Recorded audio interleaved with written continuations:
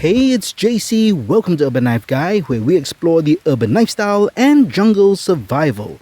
We're out in the jungle once again, and today I thought I'll share with you the capabilities of the LionSteel M4. In a previous video, I explained why this particular knife is replacing my other belt knives for jungle bushcraft in my current 3-knife system. And that's what we have over here, my 3-knife system. I've got my parang, a silky pocket boy, and a fixed blade. And to complement these tools, I wanted something slightly smaller, something with a thinner blade stock, and I'm really rocking this flat grind after using Scandi grinds for the past year. So let's see how capable this small knife is. Now, don't look down on it because it's small. It's only 3.75 inches long in terms of a blade width, but it packs a punch, and those handles are just so ergonomic. The 3-knife system is so important because if you want to do any kind of work such as processing wood, now if you want to cut a piece of wood like that, it's very tough to do with a fixed blade. Of course, with a big knife you could, but it's going to take a lot of time. The parang could definitely chop, but that again to take a lot of time, and that's why you have a saw such as this silky folding saw, and this allows you to process the wood down to easier to manage sizes, and then you can use your other tools to break it down further.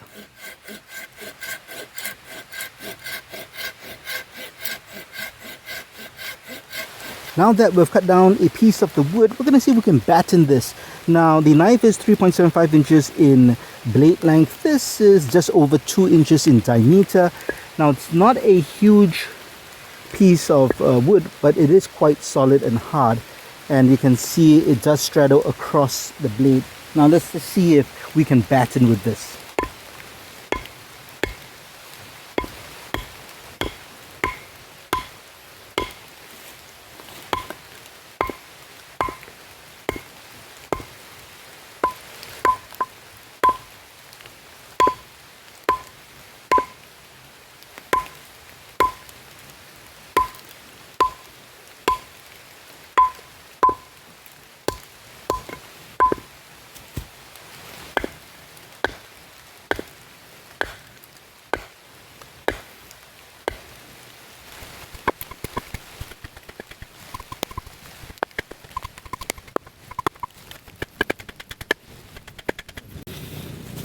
So you can see it's having a tough time battening through this 2-inch piece of wood. Now, this is very hard steel, but even so, it's gonna take some time to, really hammer this through.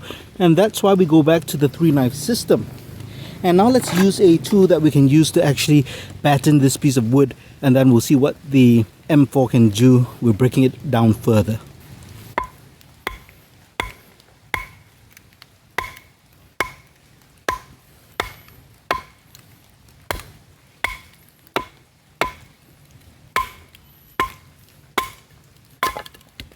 Right, so we've broken down this piece of wood with the parang. Now, here we have about 1/3 a section. Let's see if the M4 can batten this through.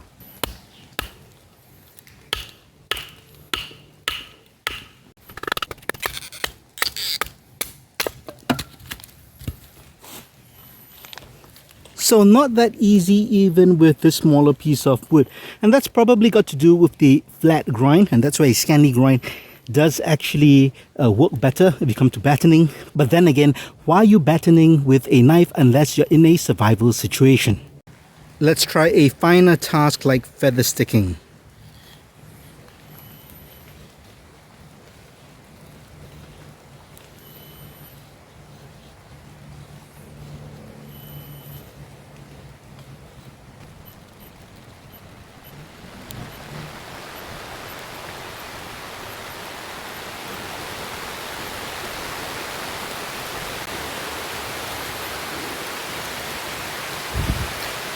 That's pretty good. As expected, this wood cut very thin curls. Now this wood is very damp. It's raining. In fact, it's raining right now. But even so, you can get very nice, thin, long and fine curls. So definitely great in that respect. When it comes to finer tasks like notching, you can expect it to work well as well. Let's see how that goes.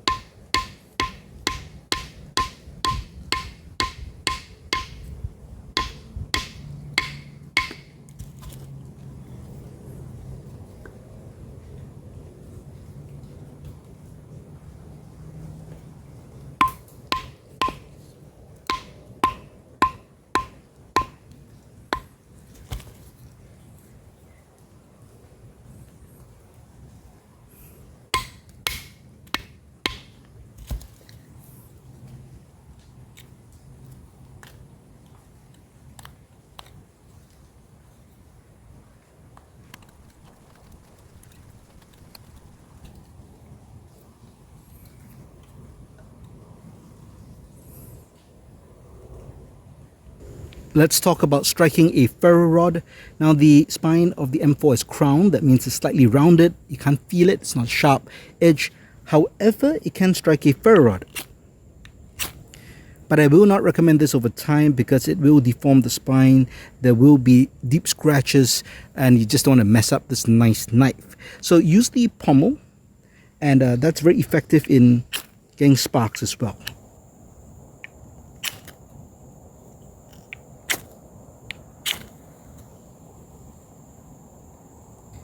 I hope this video has shown what the M4 can do in the field, what it should not be used for, and what it's really good for. Now, I'll never use this to do batoning or any heavy hard tasks. That's what my parang is for. But for finer tasks where I want a small thin knife that is slicely, can do general cutting and all the fine work for woodworking, then this is definitely, I think, something I'm really happy to carry on my belt as a complement to the 3-knife system. So if you're looking for a knife to match a parang, a machete, a larger survival knife, maybe 5 to 6 millimeters thick, 6 to 7 inches long, I think this is a really good complement because you want something this fine.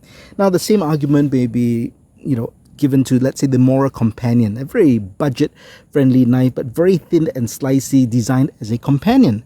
But I think this has several advantages over a knife such as that: food tang, good blade steel, larger blade, so it can handle a bit more beefy work. Now, as you can see, even though it couldn't batten through easily, probably could if you really put in effort, right, in a survival situation, but no problem with the knife, and nothing wrong with the edge. There is, that's just a blemish, no chips whatsoever. These are not rust stains, this is just the stains from the wood, so when I go back I'll just clean it up and strop up this blade. So that's it for the M4. Now, what do you think of this knife, and any knife of this size, I guess, as a companion belt knife for your bushcraft adventures? Do let me know your thoughts in the comments below. If you liked the video, please give it a thumbs up, and if you like the content in general, please subscribe to the channel and hit that notification bell. Thanks for watching. Talk to you soon.